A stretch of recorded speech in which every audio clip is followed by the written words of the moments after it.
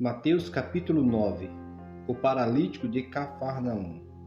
Entrando Jesus no barco, passou para o outro lado e chegou à sua própria cidade.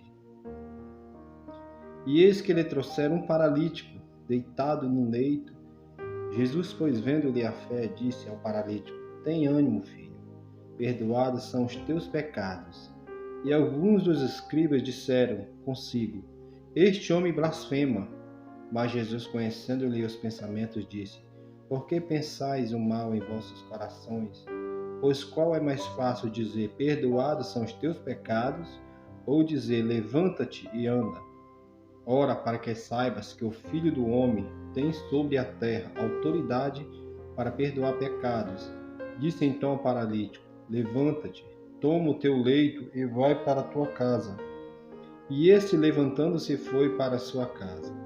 E as multidões, vendo isso, temeram e glorificaram a Deus, que dera tal autoridade aos homens.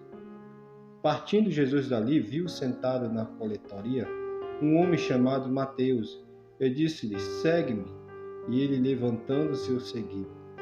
Ora, estando ele à mesa em casa, eis que chegaram muitos publicanos e pecadores, e se reclinaram à mesa juntamente com Jesus e seus discípulos. E os fariseus, vendo isso, perguntavam aos discípulos: Por que come o vosso mestre com publicanos e pecadores? Jesus, porém, ouvindo isso, respondeu: Não necessitam de médico os sãos, mas sim os enfermos. E depois e aprendei o que significa misericórdia. Quero e não sacrifício, porque eu não vim chamar justos, mas pecadores. Então vieram-te com ele os discípulos de João, perguntando: Por que é que nós e os fariseus jejuamos, mas os seus discípulos não jejuam?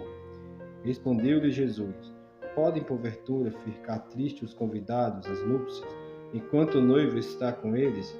Dias virão, porém, em que lhe será tirado o noivo, e então hão de jejuar. Ninguém põe remendo de pano novo em vestido velho, porque semelhante remendo tira parte do vestido e faz-se maior a rotura.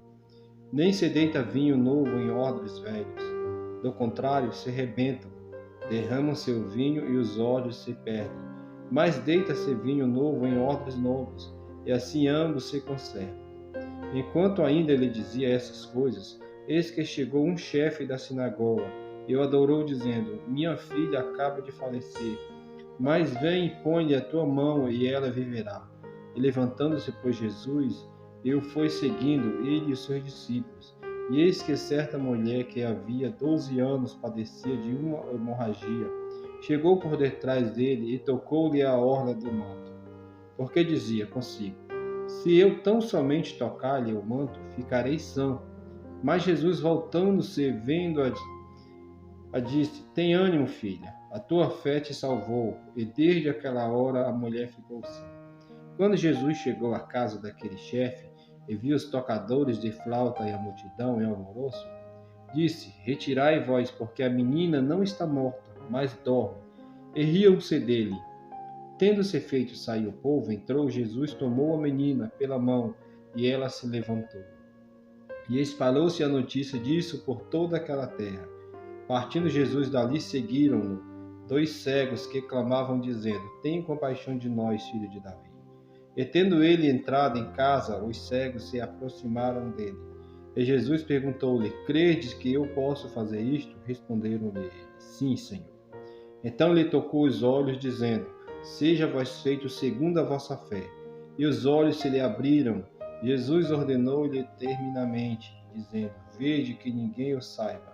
E eles, porém, saíram e divulgaram a sua fama por toda aquela terra. Enquanto esses se retiravam, eis que lhe trouxeram um homem mudo, endemoniado. E expulso o demônio, falou o mudo, e as multidões se admiraram, dizendo: Nunca tal se viu em Israel. Os fariseus, porém, diziam: É pelo príncipe dos demônios que ele expulsa os demônios. E percorria Jesus todas as cidades e aldeias, ensinando nas sinagogas, pregando o evangelho do reino e curando toda sorte de doenças e enfermidades. Vendo ele as multidões, compadeceu-se delas, porque andavam desgarradas e errantes, como ovelhas que não têm pastor. Então disse a seus discípulos: Na verdade, a seara é grande, mas os trabalhadores são poucos. Rogai, pois, ao Senhor da seara que mande trabalhadores para a sua seara.